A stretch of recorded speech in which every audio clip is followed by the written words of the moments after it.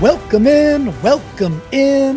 friends to the newest edition of Seahawkers What If, the most unique Seahawks preview show in the multiverse. I'm your host, Clinton Bonner, and I am joined by the one, the only, the great Brandon Schultz. And of course, it would not be, it could not be, we could not traverse the Seahawks multiverse without the protector of the Seahawks multiverse, and that is Mr. Phil Leidick. Boys, our 3-0 dreams, they have washed away. We're 3-2. We have our biggest rival coming to town. We're banged up. It's a short week. We can't stop the run. We can't stop the pass. How in the heck are we going to potentially win this game? Brandon, help me off the edge, please. Well, we can potentially stop them from kicking field goals because their kicker, Jake Moody, got hurt, and they're bringing in a dude who hasn't actually made a kick in the NFL since, I think, 2002, because he came in for one game last year and missed his only attempt. So it's potential for us to be the ones then stopping the field goals from being kicked here in Seattle coming up on Thursday. Well, I like the way you think. Phil, I haven't made a field goal in 2023 either. How about you? Did you make any NFL field goals recently? I can't remember the last time I made an NFL field goal myself, or a field goal in any place. I have kick for the players on my Niners. soccer team that kick at high school for their high school soccer and also play on our team. But yeah, I don't know. I'm happy if he gets his shot. I'd love to see him get his shot. If he's the only one scoring for their team or getting a chance to score, that sounds great. I like our plan so far. Let's keep them to field goals. So, Brandon, let's tell the folks that are joining us, maybe for the first time, maybe for the 100th time, what we want them to do to be even raise the Hawker more as part of the Seahawkers podcast. And then we'll get into the whole thing already, a brand new preview show, a theme, and we're going to talk about this game because that's what we need to do. But, Brandon, what do we need our flockers to do? If it is your 100th time here, you should know the drill by now. Hit the like button if you're out on YouTube. Give us a like, and if you're new here, give us a subscribe and a like so you have the extra step. But next time you won't have to hit the subscribe button, so you'll be good there. Less work for you, less work for us, and we can all be happy together. If it could be one thing, be efficient. Mr. Phil, you like to be nice and tidy and efficient and do the segment you deem previously with the protector, where we look back at the opponent that's coming forward. What did you see from the 49ers as they took an L to the Arizona Cardinals, once again up multiple scores heading into the fourth quarter? Yes, listeners and viewers, you like us, we like you. This is a two-way street. So we're going to share a little something about the team we're getting ready to play. And it was a joy to watch. I love watching the Winers lose. Sometimes it's a chore doing the previous segment where I go back and watch the whole game and look at them the previous week. This was pretty fun, actually. But unfortunately, their team is probably better than their record is stating. They have beat the Jets, lost to the Vikes, lost to the Rams, beat the Pats, lost to the Cards. I see a little bit of a trend here that I kind of like, is that when they play NFC, especially NFC West teams, they get an L. So that's been a little bit of a trend. But DVOA has them similar to us, and I think we're ranked higher than I might have expected, and they were ranked maybe higher than I might have expected for 2 and 3. Overall, they're at 9th. Their defense is 5th by DVOA. Offense is 10th. Talk about their defense. Bosa is a big problem. He seemed to stay. I thought he'd move. He seemed to stay at the right tackle. So get ready. Right tackle, Mr. Forsyth. You got Bosa coming. I hope we're ready for more than Forsyth handling him. He's a big problem. I hate watching him. I'll be there live. Not looking forward to that. They have some sticky man coverage, seem to really trust the pressure. They take chances up really, really tight. If we could hold somehow, get some moves, I just don't know if it'll work, but they do that. Physical in the backfield. They're ready to catch it. They're ready for you to catch it, ready to smack you. Now, running on them was pretty tough for quite a while, but let me tell you, the Cards kept chopping, and in the end of the fourth quarter, they were breaking through pretty good, and so that was encouraging, that part of it, that when the Cards stuck with it, it started working. On offense, the Cards, they scored more points overall, 24-3. The Cards did, but the Niners had Mr. Brandon Ayuk, who had kind of a slow start, massive game in this. Amazing catches, runs after the catch. He's a guy I really wanted in the draft when he came out. Boy, he was looking amazing in this one. Purdy excellent anticipation when he's protected. He's not very good when he's not. In fact, I think he's got some of the worst statistical by stats. He's one of the worst when he gets under pressure. But when he's not being pressured, his anticipation is amazing. Mason, number 24, plays very violently. In fact, he reminded me of one of my all-time favorite running backs that played for our team in some ways. Not the balance. Nobody has Marshawn's balance with the violence, but he's very violent. Kittle, of course, is a great blocker, but all of their pass catchers, I was noticing, they love to block. They love to be physical. Red zone offense, how about this? They were a horror show, so maybe we'll get to see a little bit of field goal kicker trying to get his first one, because every time they were in the red zone, the Niners looked like they had no idea what to do. Bad pick, bad sack in the third by Purdy. Their special teams I saw was 31st by DVOA, which is weird because they blocked a field goal and scored a touchdown. So they must be really bad at all the other stuff. So that's all I had. Did you guys have anything else about this game, Brandon? Yeah, I think if there were a DVOA for locker room vibes, they might be ranked 32. But I can understand that didn't come through on your watch of the game, Phil. Yeah. How about you, Clinton? I just like the loss, and I'm happy to. There's things to talk about, and we'll get into them. That may will these patterns continue? Their struggles versus the NFC West, the red zone stuff. We'll see. It's a difficult task, but I love the fact that they're coming in with a big L on their foreheads and lots of disappointed fans and a locker room that does seem to be quite divisive. Which I hope we could just continue tearing this thing apart. That would be very joyful. And hopefully if I have to see Niner fans like I did last year at the Thursday game, which was way too much red, by the way, hopefully this time I can walk out and have them be the disappointed ones instead of the mouthy ones I had to deal with on the way out of the stadium last time. But it is a short week. It's a short week. The Niners have a talented roster, but they've come up short more than they've come up successful. So with both of our teams on this short week, what if it's the Niners this time, once again this season, that come up short? We have 6 categories. This is an even numbered game, which means Clinton will go first. Our categories: too short, short of line to gain, short game, get shorty, shorts, or short answer. Where are we going to go first, Clinton? Well, once again, I always got to compliment you on the very unique theme here, and a reason that people really ought to be joining every single week and subscribing for the preview shows, because we do it like nobody else, and that's thankful to you, Phil, because you come up with these awesome just ideas. Look, if I had my druthers, I'd be in shorts all year long. Shorts, straight up shorts. And you do have your druthers because you get to go first here, thanks. Clinton. Thank you. What if the Hawks emphasize one area in shorts this week? It's a very short week, not a lot of time for shorts. What do you most hope to see that we've improved in this short week of practices, Clinton? Yeah, great way to break it down too, because it's like what can you actually improve where you're banged up, you're coming off a short week to begin with, it's another L, and then you have just a super condensed time frame with the day off, and you're walking through. What can you actually improve? Well, the one thing that I think potentially they can go do is, and people have been talking about it all week, is that the run fits were bad. And what do they mean by the run fits? They mean that what is meant by that is that the linebackers are not doing what they're supposed to be doing in Mike Macdonald's scheme. Playing the 2 safety, right? We're playing that cover 2, and the linebackers are supposed to be watching where the running back is basically making a decision, like 1 foot in one area, 1 foot ready to jump to the other gap, the A to C gap. They're not doing it. Baker's overcommitting, Dotson's overcommitting. I guess just walking through that and mentally drilling into their heads, hey, you're not getting the assignment right. And because of that, we're seeing explosive runs, and anybody can run all over us.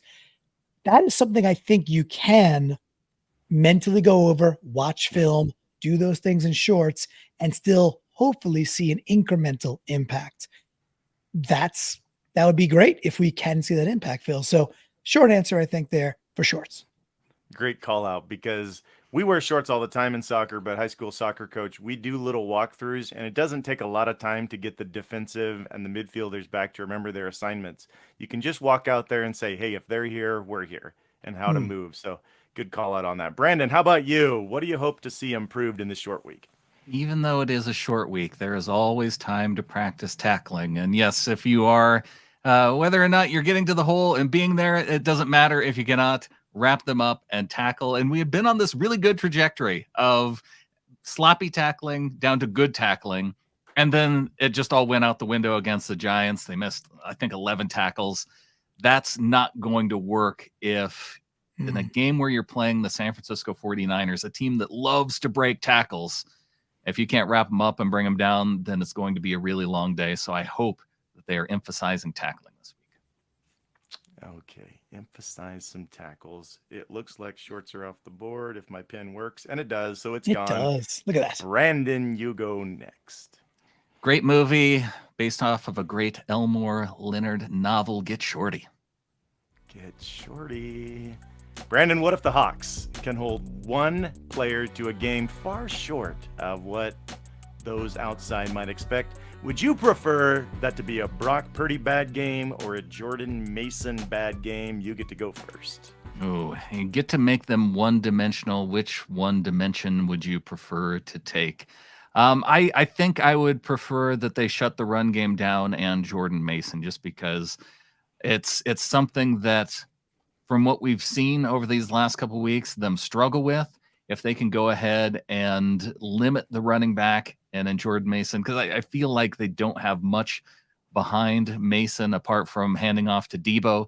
So take Mason out of the game and make Brock Purdy beat you. Although he's been awfully good. That's it makes for a tough choice, but I want to see this defense stop the run. They're both tough to do. It'd be great to see the first good run defense against a good running team. How about you, Clinton? You could have the same answer and different reason or a different answer. We just want to hear what you would prefer. Yeah, thanks. I'll take the other side of it for the sake of taking the other side of it. I think I would be like, yeah, let's actually stop the run and get the run fits right, or change the run fits and understand that the linebackers aren't doing it. So do other things, Mike Macdonald. So that's not just like do the same thing again. They should get it this week. Go to bear fronts, bring the run blitzes, do other things. But for the sake of the argument, let's flip it over to the Brock Purdy side. We had a very hard time lighting up Goff, like moving him. Didn't really happen. We had a hard time getting Daniel Jones really shaken in the pocket. Didn't really happen. And so they're accurate. They're over the middle and they're moving the chains. Purdy, yes, he's pretty good, but last week he was 19 for 35. They threw the ball a ton. And when you get some pressure on him, like you said, Phil, he bails fairly early still when he has a little pressure in his face. Puts it in danger a lot. And that's the Purdy Turdy, right? So if we can, to give Adam some love, if he's going to be scrambling and trying to be old school Russ with a little bit of heat, and then he's thrown the Purdy Turdies up, he's got a number of interceptions this year. I kind of feel like this is the kind of game where we've got to get one Purdy Turdy to come down in our hands and flip the field at least one time. Now, the other side of this is, are we going to manufacture pressure? Because we're not getting it done with this allotment of just 4 dudes. I don't see that much crazy sim pressure, like the calling card. It's like not seeing a ton of sim pressure, and we're not getting home when we blitz, and we're not blitzing that much. Meanwhile, we got Brian Burns storming off the edge with an all-out blitz at the exact right moment, and Geno's down in half a second. We got to get more aggressive, I think, guys, and get Purdy uncomfortable. So that's where for the sake of argument, that's where I'd go, Mr. Phil. All right. We'll try it so we can either one. I'd be totally down with, I think, but I think I'd love to see the run game stopped for the first time. Clinton, too short of line to gain, short game, short answer. Let's go. I'm going to go top of the box here. Too short. I've got too shy in my head. So too short. Let's see it.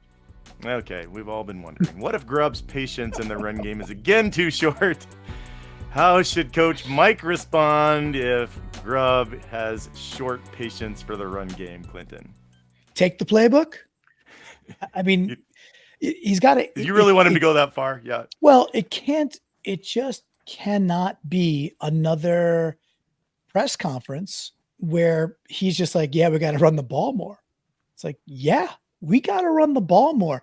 It doesn't mean abandon things. It doesn't mean, Geno throws the ball 20 times and does his best, like Trent Dilfer in the Ravens era type thing. No, but he does not need to throw the ball 40 times. He just doesn't. So, how should Coach Mike respond? Hopefully it's not a response. Hopefully, like in a short week when they're in their shorts, the discussion inside those four walls was, hey, dude, we do not need, I feel like Grubb is addicted to getting ahead. Like and Adam and Brandon, you guys talked about this. Brandon and Adam, you talked about this on the flagship. He seems like addicted that you have to get ahead in order to earn the right to run. Like, come on. Like, let's flip that. You run so that we soften things up so we have a shot in the freaking game. So, I mean, that's the response, Phil, is like they have to have those discussions before this game hits. And then if we're still not doing it, we got to stick, like halftime, like, hey, stick with the run. Stick with it a little bit. I'll pause there because, I got to give Brandon some opportunity to give an answer on the same thing. But Coach Mike has got to take more of it away and say, I'm the head coach. We need to run the ball more. How about you, Brandon?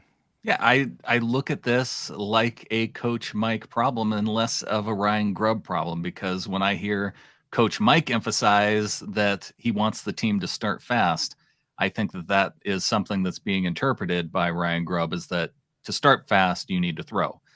And so I think that might be something that Mike has to de-emphasize then, the idea of starting fast and then just finishing tough, because I would love to start fast, get points up on the board. That was one of the things that I got a lot of my frustration in the Pete Carroll era, was that we started so slowly all the time. Yeah.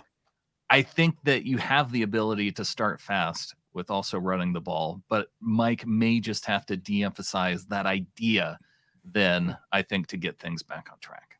All right. Nice answers. The answers we want to hear. Okay, so Too Short is gone. We're losing patience with Ryan Grubb. Hopefully he restores us in some way. Now my pin almost let me down. It was a little too short there, but that's okay. We got choices left for Brandon. Let's go short answer. Short answers we're looking for. Multiple possible answers. We're looking for short ones. Brandon, what if you give your least favorite and most favorite thing about facing Kyle Shanahan? Least favorite thing about facing Kyle Shanahan is that they always find ways to ultimately beat us. Ever since Russ left, the Niners have had our number. So it's never a fun thing. And I think a big part of that is that they just always are really tough to go to the ground, especially when they face us. So I think that's one thing that Kyle has going. The most favorite thing about facing Kyle Shanahan, especially in a week like this, is that I feel like so many Niners fans, and even you can hear it filtering down to some of the Niners players, that they feel that this is a quote-unquote must-win game.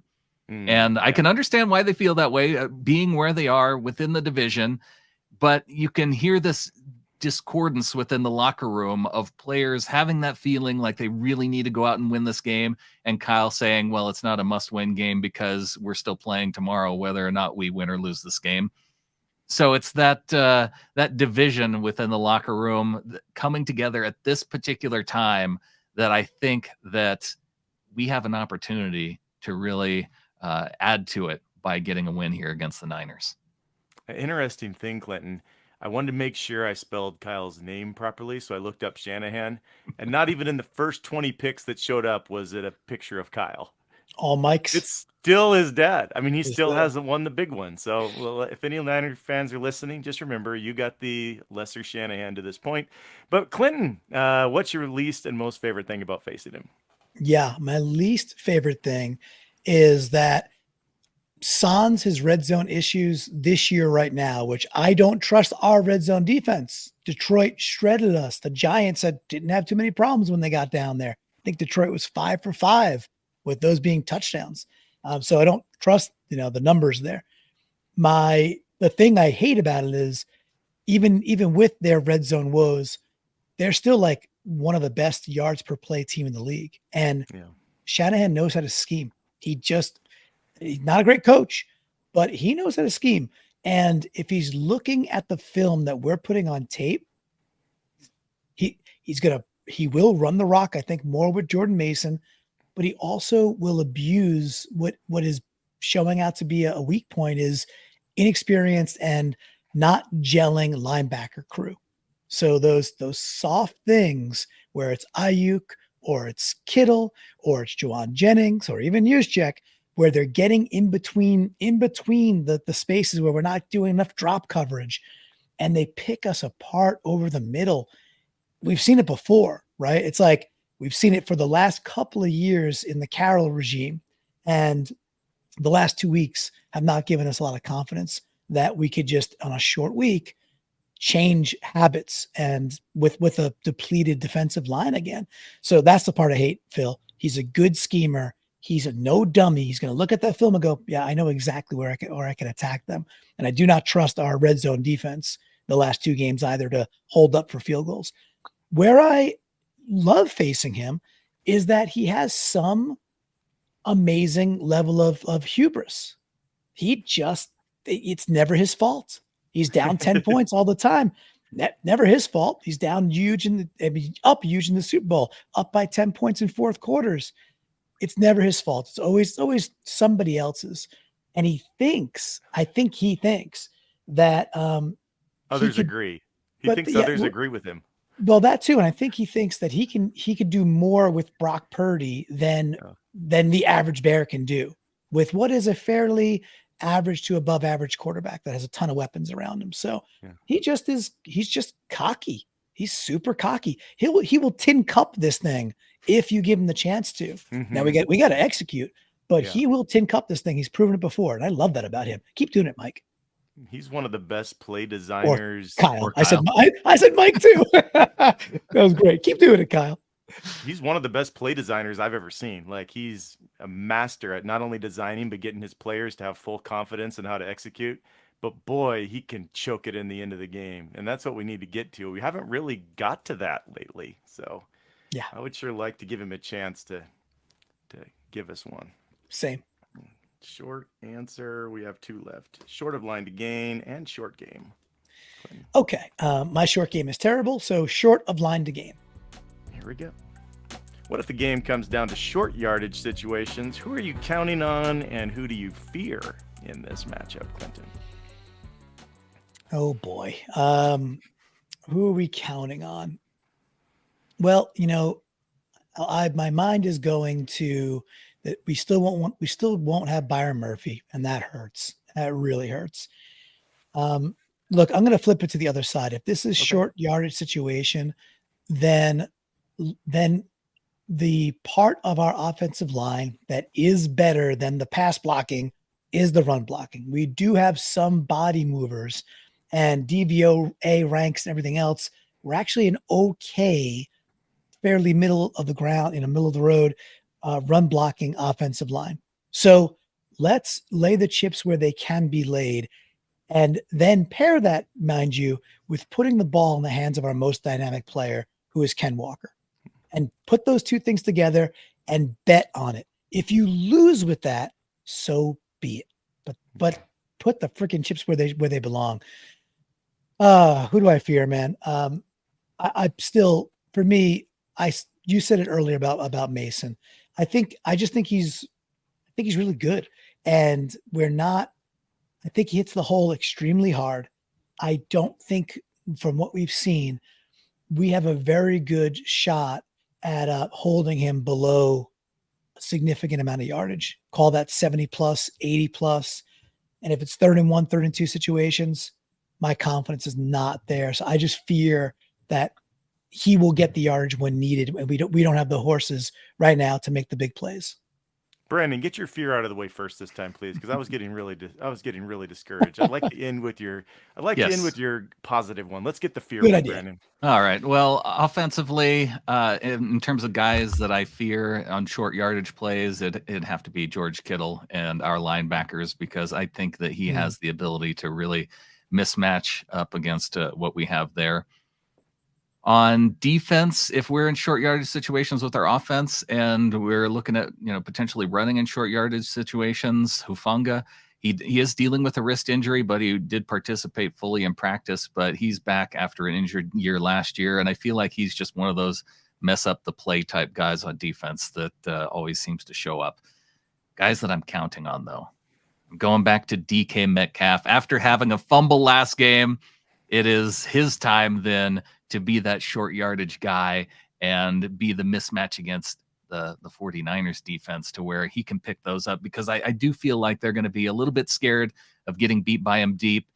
But in some short yardage situations, he's going to be the guy to go to, and he's going to turn things around, turn around the narrative around DK Metcalf and help us beat the 49ers. Love it. Okay, we got one left, so you don't have to choose, Brandon. We will Hooray. go to your. How's your short game, by the way, Brandon? Yeah, it used to be pretty good. So yeah, I like the short game. All of my game's terrible, so whatever area you call, I could say awful. It'd be real easy. Here we go. I know that's not a short game shot. That's a putt. Sorry. But what if our linebackers and the dreadful number 22 continue to struggle in the short passing game? Who are you going to blame most and why? We got a range of people. The ones that gave us these players, the ones that coached them. Who are you going to be blaming, Brandon? Yeah, I have a feeling that it's not going to be number 22, Trey Brown, just because I feel like his struggles were, you don't see him struggle that much. He had a uniquely bad game for him. Jerome Baker would probably be the guy that I would end up blaming most, and that is just because a lot of his issues I feel like I've seen to this point this season comes down to either communication or just maybe not being out there enough. And the guy missed the entire preseason. And so I feel like now he's starting to get those repetitions that he needs then to ultimately, hopefully, I hope he gets better. But he would be the guy that I'd look at and go, well, maybe he just needs a little bit more time and practice in these in-game situations. But if it continues, then I maybe seeing some Tyrese Knight out there a little bit more wouldn't hurt either. So his name is Trey. We don't want to see him drop any more deuces on the field. Brandon thinks he's not going to. Clinton, who are you going to blame most? Coaching, John Schneider. Who are you going to blame most if we just continue to struggle in the short passing game? Yeah, I'm going to blame Mike Macdonald, and the reason is we're sold a bill of goods, and guys, we're 5 games in, so I'm not like it's over. Let's ship them out. That's not it. This is continues to happen. We could still talk though about what have we been sold and what are we not seeing, and it can't just be that. Well, the personnel's not there to execute. We talked about the run fits earlier. Would like him to try different things if the current cast is not going to fit the run the way he wants them to. For the short game, look, I think we have to do one of two things or a combination of both. We have got to be more aggressive with our blitz packaging, our willingness to blitz, and the sim pressures, and then the real pressures, like sending dudes off the edge, just inside blitzes with the linebackers. Figure that out. Try a few more times, and then rely on sound tackling if he's going to get the ball out. But you got to try to heat Purdy up. But the other thing is the drop 8. Purdy has also been susceptible to when you put a large like mesh zone out there, drop 8 dudes, then he starts doing all sort of Purdy Turdy things. He's holding the ball forever because he has the time to. He's trying to escape. He gets like balls of steel and throws across his body across the field. He's kind of doing dumb things when you give him all this time to over process. So put both those things in a blender and we need to mix it up. It just cannot be base 4 guys rushing, and we're playing. We're trying to stick and play either man or zone, and they're doing little 5-yard ins and slants, and the ball's in their chest, and they're moving the chains. Saw that so much against the Giants. It made me like sick. It's like, try something new. There has to be more in that basket. So if there's not, that's a Macdonald problem right now. You just think we're not complicated enough right now? You feel like we're just too simple? I think we're very vanilla. There was that third down. I think it probably went to Wandale. It might have went to Slayton. It was late in the game, and the receiver's top left, and we just rush 4, and there's no get off. It's just like, are we no get off, but we're also not in the lanes, and we're not putting our hands up. How easy can you make it for a quarterback in the NFL? Like, this is not what that defense is supposed to be doing, and it's not what we saw early either.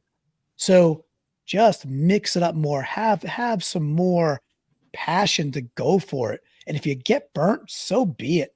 Like we do the too high safety thing so we could defend the pass. But then we can't defend the run, and we get burnt anyway. So you can't live there. You just can't. You've got to try something new. That's all McDonald's. Yeah, unfortunately, I'm pretty confident that Purdy is better than Daniel Jones, and these receivers are better than Slayton. So you just said Slayton, and my stomach started churning. The most boring, regular, nothing special receiver looked like dynamite against us. So that not a good memory. We're supposed to be talking about this next week, but we can't help ourselves. Correct. Okay. Well, we need to get to our wishes here in a moment, but first we want to hear from our flock. They have some wishes they threw in the well. Josh DeHuman, his wish, Geno has 250 plus passing yards and 2 touchdowns. Sounds good to me. Wish from Designed Pete's Beach House. DK keeps hold of the ball. Let's not have 3 games in a row of a DK fumble. That would be great. When DK fumbles, we lose. When he doesn't fumble, we win. So I think she's nailed it. 12th Man Records wishes that me would remember to tell people to put their wish in. I kind of did. He also has other wishes. He put a lot of wishes in. Defense gets 2 turnovers. K9 runs for 100 plus, and time-consuming drives on offense. Lots of wishes there. Car. You guys taking all the good wishes. Okay, she has one. Grubb consistently runs the ball all 4 quarters, even when it doesn't immediately work. She wants some patience. She doesn't want Grubb to be short of patience. And then Design Pete's Beach House again. We actually look tough against the whiners, win or lose. Any comments about these? These are good. The 100 plus rushing yards, I feel like if he hits that, we're definitely winning this game. Okay. Yeah. I think that's the one I'm like feelings wise gravitating towards is Amy Designed Pete's Beach House last one. Just that yes, of course we want to win, but if it's really a tough game and it's close and we're tackling well and we're run fitting better and we're running the ball better and we lose, I could live with that. But the Giants outcome and how we got there, it's regrettable. So no more of that, please. Undoubtedly. Clinton, what's your wish for the week? Then we'll get to our predictions, and I'll show you the tabulations from the past couple weeks. Okay. So we didn't talk too much about Niners players on the defensive side yet. They all world Fred Warner. He's so freaking good, and he causes a lot of problems. The areas that like the last couple of years that DK has been kind of shut down. I think from between Lenore and Charvarius Ward, they both got the better of DK. I think the last season or so. Ward maybe on like a couple of years running. I want to flip the script on that. So my wish is I want one DK. I'm going to go all the way and say one DK touchdown that's 40 plus yards. I want that backbreaker where it's like body blow type thing. Remember, we got that big touchdown and we were leading at the half for the playoff game. It was like 14-12 or 14-13 at the half the last time we played in the playoffs. Second half did not work out very well, but boy, did we, for a moment, they were like, we're going blow for blow with them. We can do this. We need something like that, guys. We need to punch them in the mouth and be like, no. We're down, but we are not out. And a big broken play by DK over one of those 2 guys, that would do it for me. So that's it, man. Love it. A lot of people have their running back as their bruiser, flexor guy. Ours is our receiver. He makes a big play. It makes us feel muscly, so I like that. Brandon, What's your wish? Yeah, well, to go to what Clinton was saying, I wonder if we'll even see Charvarius Ward. He wasn't practicing with a knee injury this week, so that could end up leading to a big day from DK if he's ultimately not able to go. If on the Seahawks defensive side of the ball, though, I'm going to bring Trey Brown back up again and list him as my what if Super Hawk, because there's one thing that Clinton was talking about not getting, or the simulated pressure not really working. And part of the reason why I think the simulated pressure isn't being very effective is because, it's like running the football and running play action. Like it's less effective if the other team isn't that worried about it. And the times that we've brought extra pressure, the offensive line's been able to pick it up. And so the way I'm working Trey Brown into this is I would like to see either a big play from Trey in terms of a sack, like blitzing off the edge as part of that pressure early, then to get some of that simulated pressure so it is working, that they have to worry that when we're sending guys that they're able to pick it up, because I think we've seen from this offensive line that it can be questionable. Mm-hmm. And Purdy can be very quick to bail from the pocket if he is worried about that pressure. So bring it early, bring the pressure early, and then that way the simulated pressure later in the game works a little bit better because they're that much more concerned about it. And, if he doesn't get that sack, but he's getting that pressure early, hopefully it leads to a Trey Brown interception. So I'm just saying a big play by Trey Brown, sack, INT, one of the two. Sack or pick for Trey Brown. When you talked about quick plays and pressure not working, and you said Trey Brown, I thought you were going to say he lets his guy open so quickly that the pressure doesn't even matter. But then you didn't. I didn't do that. No. Took it in. Trying to be positive here, Phil. Very good. Thank you. Why do you got to take us to negative town? Okay, that's your guys' what if Super Hawks. We have DK. We have Trey Brown. Now we get to look at that picture. Thank you for bringing that one in. Now, if you're on the YouTube, you can see a lovely picture from Clinton and a fuzzy one from Brandon. So that's all I could find on the internet for Brandon right now. He hides his picture on the internet, but Clinton, there was a zillion to choose from. This was the most fun. Google Clinton Bonner. You'll have an endless choice of pictures to find. Here we go. How did we get to this? It was 2-1. We had a couple of games since the last time I was at my home office. We had a game where you had hoped for K9 to get 40 yards and 3 receptions. You had plenty of receptions, but only 37, Clinton. But Brandon picked Dre Jones' first sack, and so that's how you got the win on the Lions game. That was for Brandon. So he was up 3-1. But then last week, you guys were wrong about everything. The only reason Clinton ended up winning is because Brandon was nice and changed the score at the end and gave it a bigger gap, which meant Clinton was closer on the margin of victory. And so Clinton has snuck his way back within punching distance. And now it is time for you guys to pick your scores. Enjoy your gift, buddy. I'll take it. Thank you. Happy birthday to me. It's not until March, but I appreciate that. Which you could probably find out by Googling about me. That information I'm sure is out there as well, with all the imagery. So is it me, Phil? Do I go first this week? Yes, you are picking the score first as well. Yes. Okay. So I've written down 3 different scores here, and they're pretty wildly different. And look, I feel like I can't pick against our team. I just can't do it. I'd rather just be wrong. Oh, God, I don't think we're winning this game. Seattle 26, Niners 24. Take the victory. I can't pick against our team, but I just... The Cards can win in Santa Clara. Can't we get one in beautiful mid-50s sunny skies, Lumen Field? Can't we? Look, things change week to week, and we know this. So I've got to get out of this rut that there's no way we beat this team. Yeah. 26-24 Seahawks. Hey, I feel like we have as good a chance as I thought the Giants did against us last week. So maybe we're in good ground here. Brandon, what's your score? What's your prediction? Well, I see that Clinton left me the tiniest of margins of windows. And since I gave him the gift last week, I'm going to take his gift this week. And I'm going to say that our Seahawks get the win 22-21. Oh, And We man. all the know what Niners you're doing, Brandon. We I all love it. know what you're really opportunity doing. to kick a field goal at the end of the game with their kicker. And because he's been perfect with extra points all day, that's how they get to their 21. He misses at the end. We get the win, 22-21.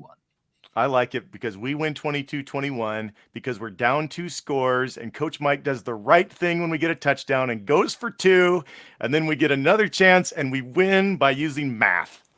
I love it. Yes, I love that you brought in our little text thread about why you're wrong about that one. That's okay, Phil. It's okay. We can't It's be right just about math, everything. Clinton. All it takes is a little bit of math, Yeah, yeah, percentages. yeah. And sometimes math leads us astray, for sure.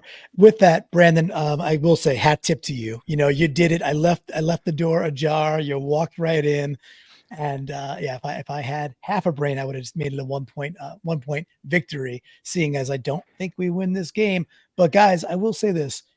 The NFL is weird, right? It's just when you think you're going one way, you think it's predictable, you think there's a pattern you can lean into, and you could climb the ladder, be like, okay, for sure that next peg is going to be there, and it just knocks you back on your butt. It's very unpredictable. So with all the momentum, which is I think bad momentum, sour momentum, and I don't think we stack up well versus this team. And I think they correct their woes in the red zone, all the things that are negative.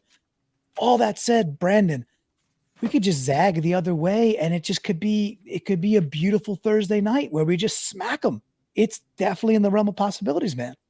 Yeah, I think what you're feeling too is that the 49ers, I think, are going to feel like they need this game more than our Seahawks do. And if that ends up playing out in terms of a win, or maybe it ends up meaning that they crumble under the pressure of needing a relatively meaningless Week 6 game, then I'll be happy to take in all of those Niners tears into my handy Niners tears bottle right here. There it is. It's empty. It needs to be refilled. It needs to be filled. Yeah, it needs to be refilled. And Phil, you're going to be at the game. Who are you taking, and how are you planning on enjoying? What will bring you joy from the stands? Obviously a victory, but what will bring you joy in those stands? Well, I'm taking my one son. He's turning 17. I just turned 47. I'm taking my oldest son. He's not my one son. I'm taking one of my sons, and we're going to enjoy the game together. I think he's going to wear a DK jersey. I'll probably wear my number 45 throwback jersey. Last time we had a sour experience, basically hardly any awesome plays besides one JSN one-handed catch and like a D Eskridge couple of returns, and then it was terrible. So, but there's no McCaffrey this time, and I won't have to hear, hopefully, a whole bunch of Whiner fans rubbing it in everywhere we go and cheering during the game, all those red jerseys being excited. I just want to see him sad in person, and a beautiful, beautiful day with Mr. Brandon's 2 seats that he has shared with me. So looking forward to it. Well, I hope you have an excellent time Very there, nice. Phil. It should be, yeah. We're going to get the win, and your son will enjoy that victory, and so will you. Yeah, thank you. He needs a happy birthday. He needs a Nice. fun Phil, experience. I only have for sure. Yeah, for sure. I have one request. If he's wearing his Metcalf jersey, and then when Metcalf breaks the big 40+ yard touchdown over Lenore, I'd like the photo of your son holding, doing something to signify that the wish has been secured. Send Okay. it to the text thread or Discord, your call, and We'll we'll remember. celebrate that together. That sounds like a good plan. It's going to happen. And with all that, gentlemen, I think there's one thing left to say. So what if we say, Go Hawks. go Hawks? I think we should. Go Hawks.